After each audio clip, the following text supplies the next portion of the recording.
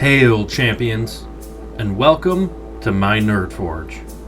In this video, we're going to be talking about an introduction to Dungeons and Dragons. We're going to be referring to Dungeons and Dragons as D&D. So, what is Dungeons and Dragons? Well, it's pretty complex. But Dungeons and Dragons is basically a game of your mind. So you don't really need much to play Dungeons and Dragons. You just need a few things. You need some friends, and you, most importantly, need a dungeon master to come up with the story. And if they don't have a story, then there are modules to Dungeons and Dragons that they can use. A lot of the main story arcs for a Dungeons and Dragons campaign is based in a medieval time with knights, warriors, berserkers like Vikings, and like I said, it's set mostly in a Renaissance era. So you pretty much get to live out all of your Lord of the Rings or even Game of Thrones fantasies, which is kind of cool.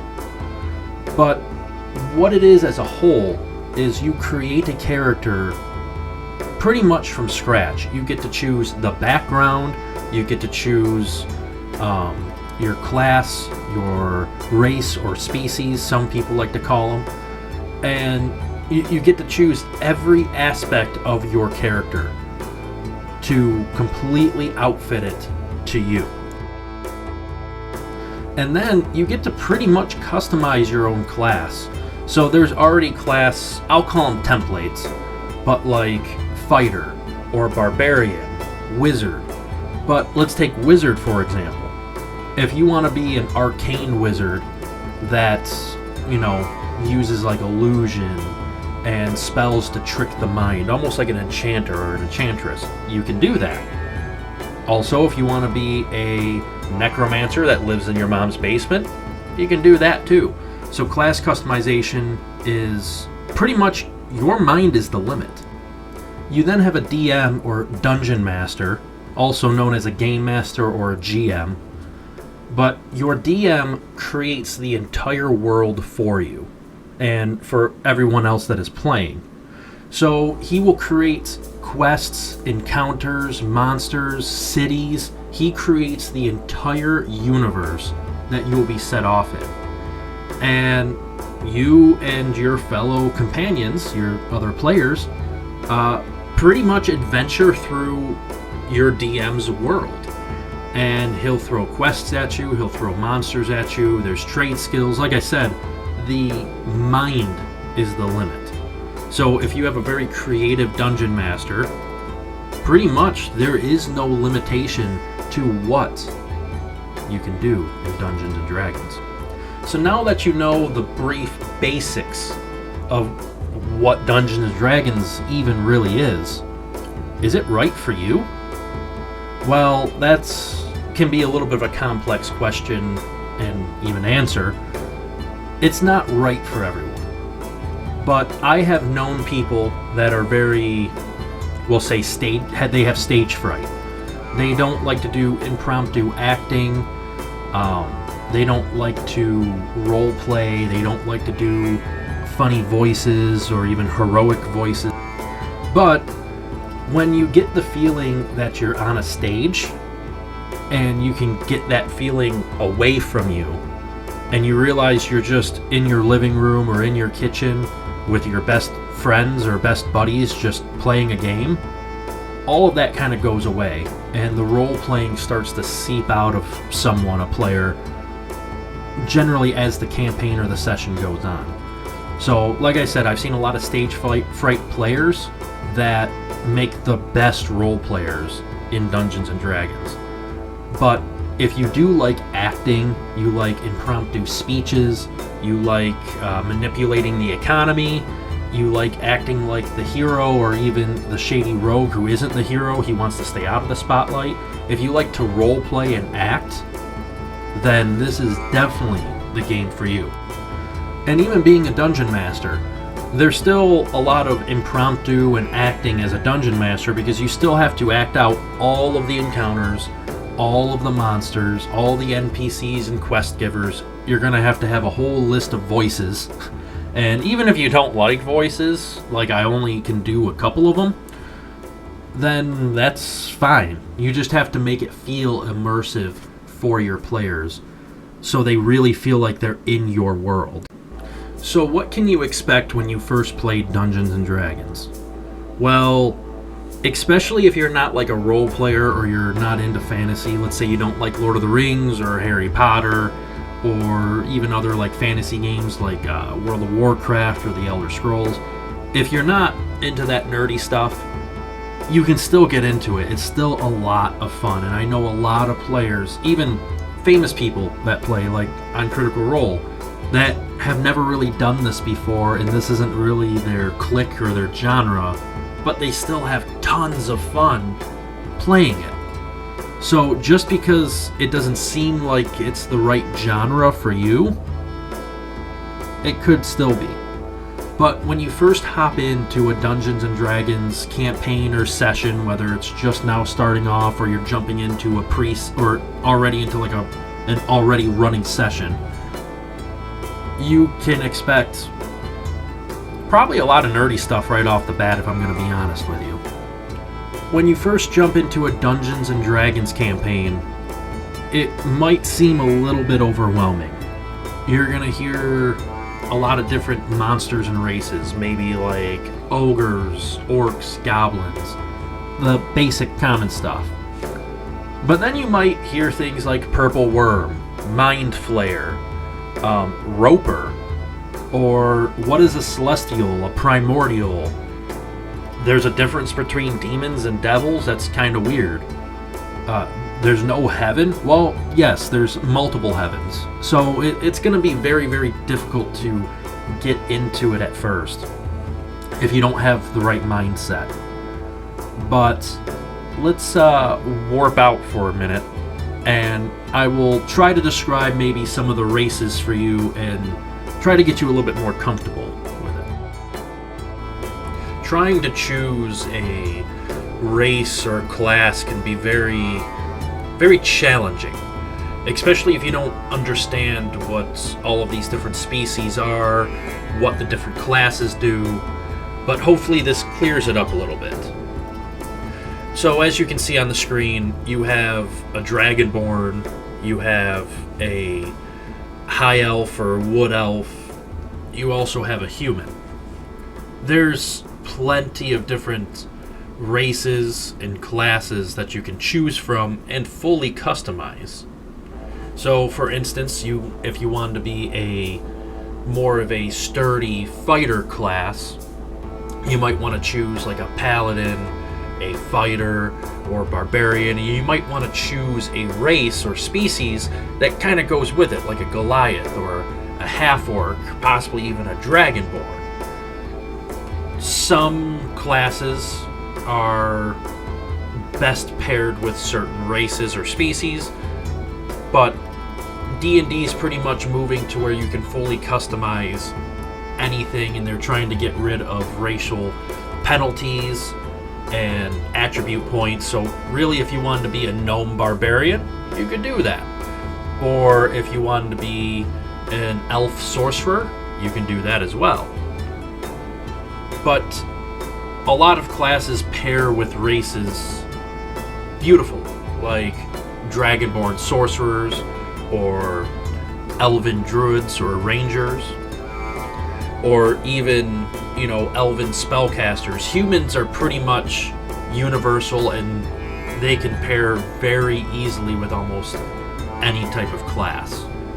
But the best way to research classes and races is to either get a hold of a player's handbook for 5th edition and research it, or you can stay tuned and I will be covering all of the classes and races in detail to see which one would be perfect for you.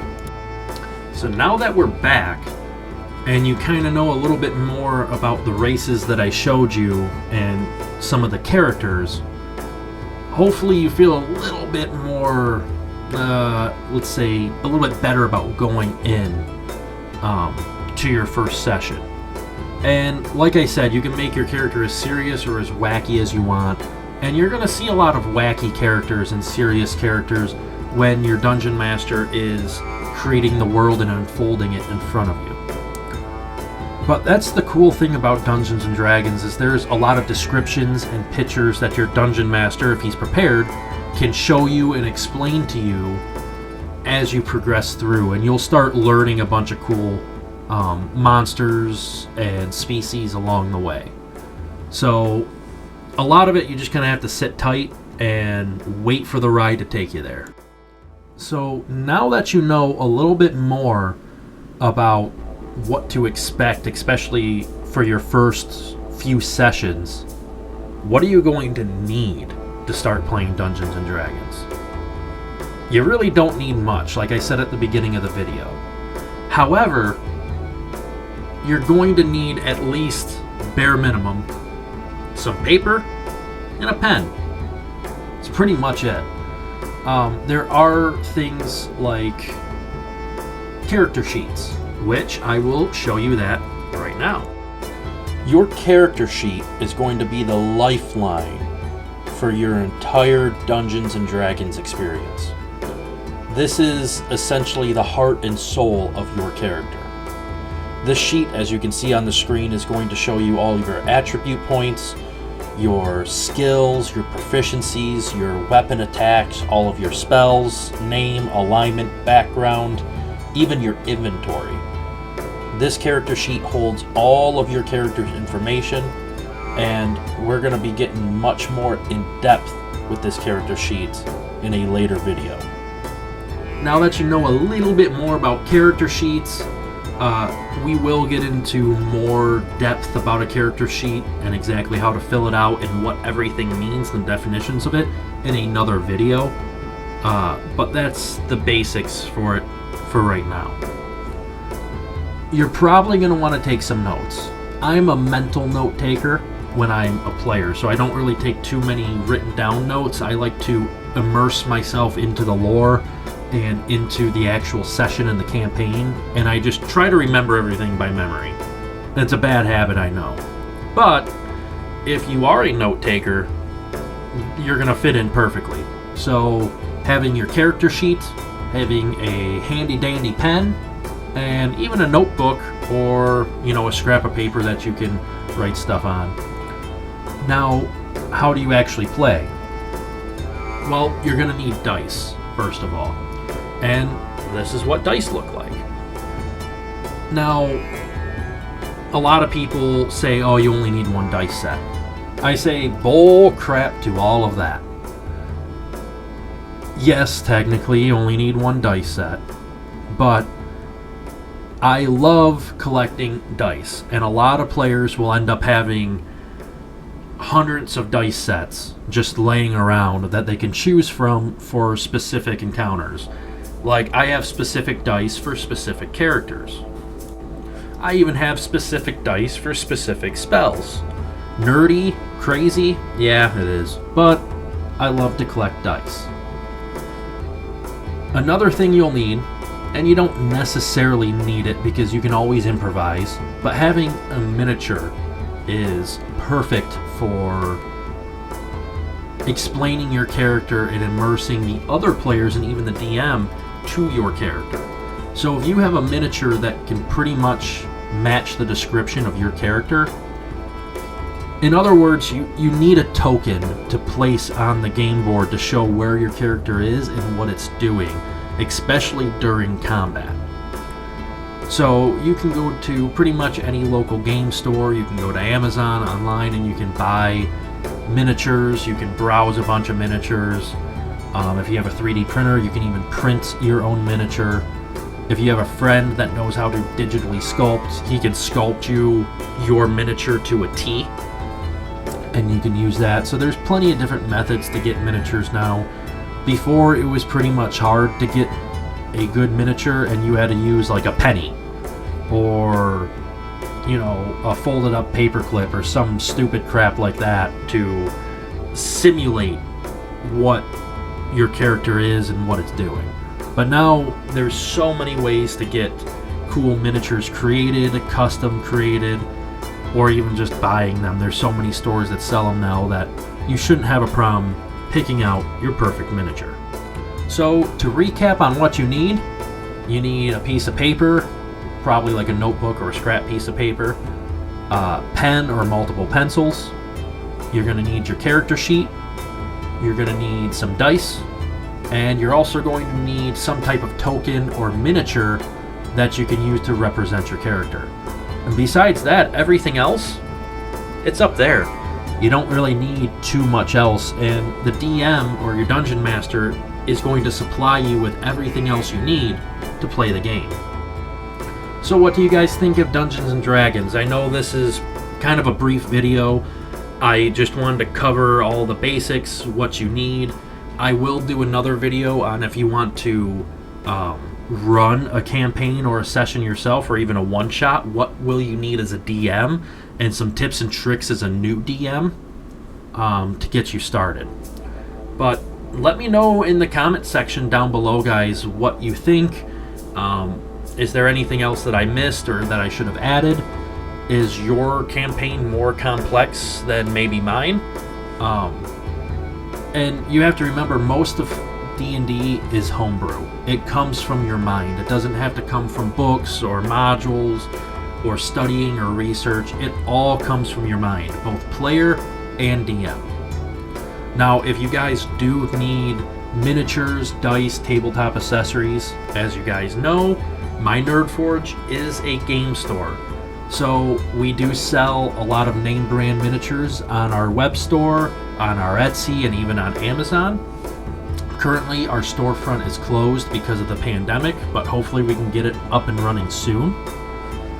And even if we don't have the miniature or dice set that you might want, we can custom make it for you. I do digitally sculpt, and any type of miniature or encounter or monsters that you might want, I can create. So let me know in the comments below if you guys need anything, or just contact me. So until the next video, stay tuned and stay nerdy, friends.